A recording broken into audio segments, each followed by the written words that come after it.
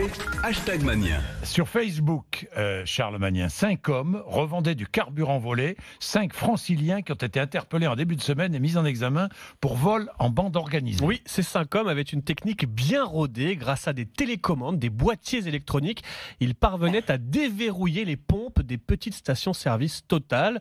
Autrement dit, ils arrivaient à régler tous les prix sur 0 € et puis enlever toutes les limites. Ils agissaient en pleine nuit dans les stations isolées. Une fois les pompes déverrouillées, ils pouvaient vider les cuves le plus tranquillement du monde, sans aucune trace d'effraction. En tout, 120 000 litres de carburant ont été dérobés. Et pour revendre leur butin, les malfaiteurs utilisaient les réseaux sociaux, des groupes privés sur Facebook, sur lesquels ils postaient des annonces à l'avance avec les lieux, les heures de rendez-vous.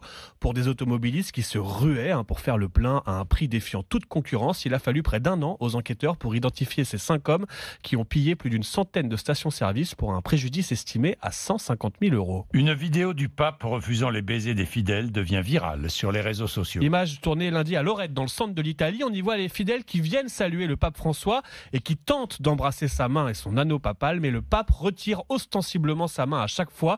Il fait tout pour qu'on n'embrasse pas sa main. Des images qui ont fait beaucoup parler et même choqué certains fidèles, à tel point que le Vatican s'en est expliqué hier. Si le pape refuse qu'on lui embrasse la main, c'est pour des raisons d'hygiène.